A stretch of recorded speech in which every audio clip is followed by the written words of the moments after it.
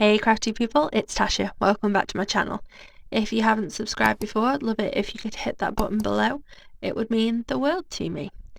Okay, today we are going to make 3 cards. I'm doing same layout, same stamp, but in 3 different ways, stepping it up each time for my final AECP level 3 class. So we're going to start today with ink swiping, or I've heard it called swinking, not sure. I think this is just a really quick way to make a really awesome background.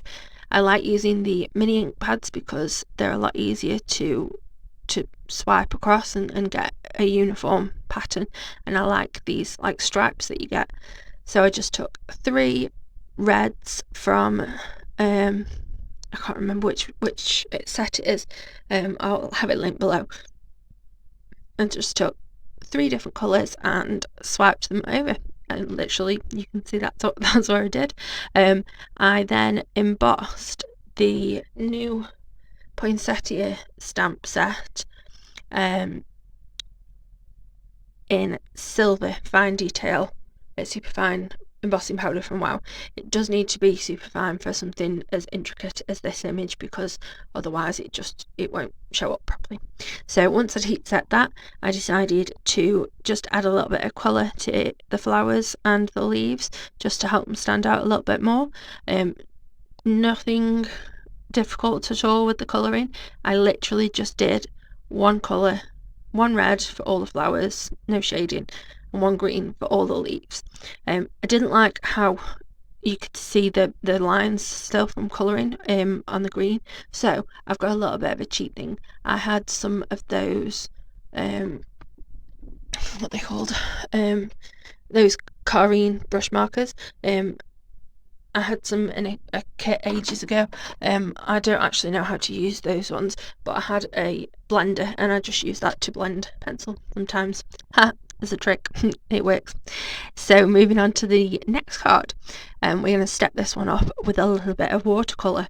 I'm still doing the exact same 3 stripes and then 1 at the top, again like in the opposite way, but this time I'm using the absolutely gorgeous metallic watercolours from Altenew.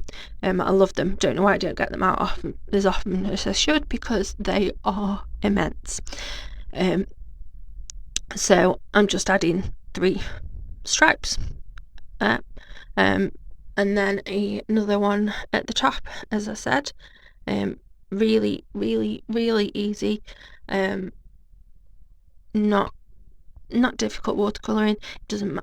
These ones as well, like they've sort of semi-dried, and then I've added more to them, and you don't get any funny like weird watermarks or anything.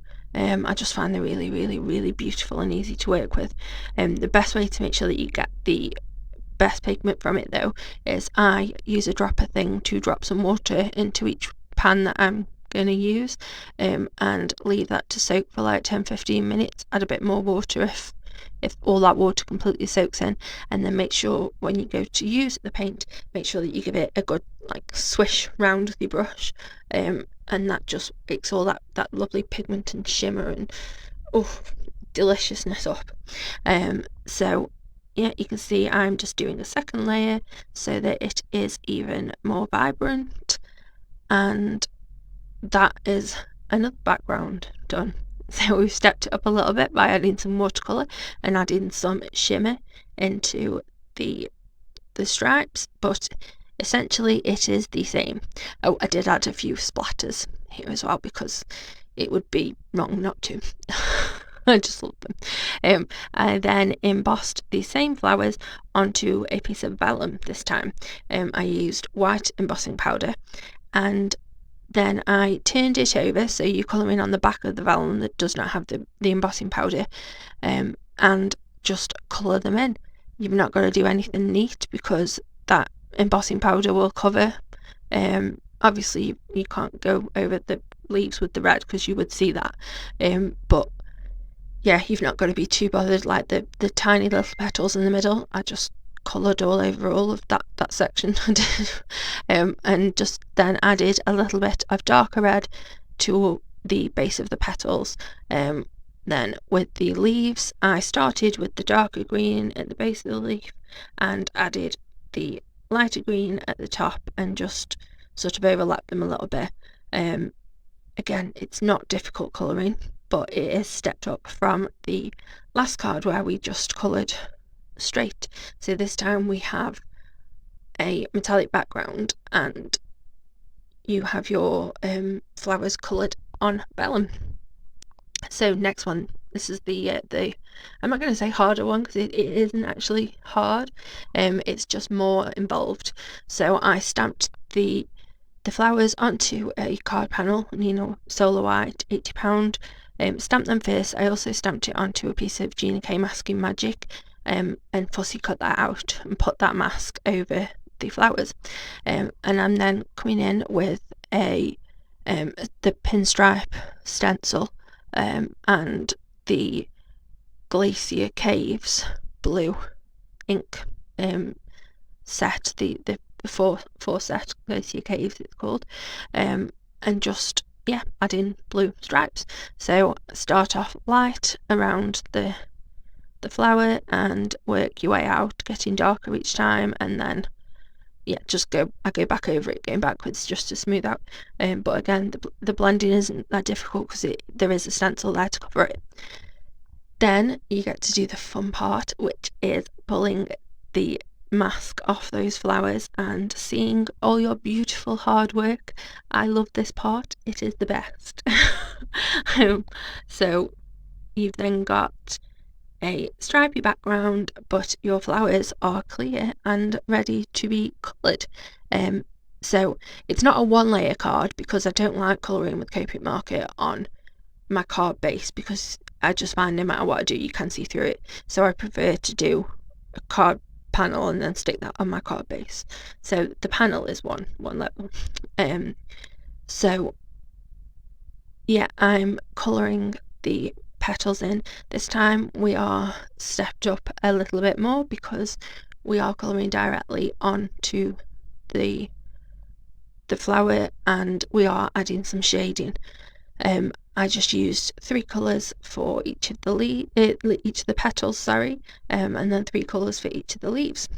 I used a gold gel pen to add some sparkle into the centre of the poinsettias on here, and then that's that background done. I used the same sentiment for all of my cards today, and I just stamped that in VersaFine on its black. I did use the little triangle bit from my Misty corners to help make sure that the sentiment was straight. So here you can see I just stamped same sentiment across each panel in the same place.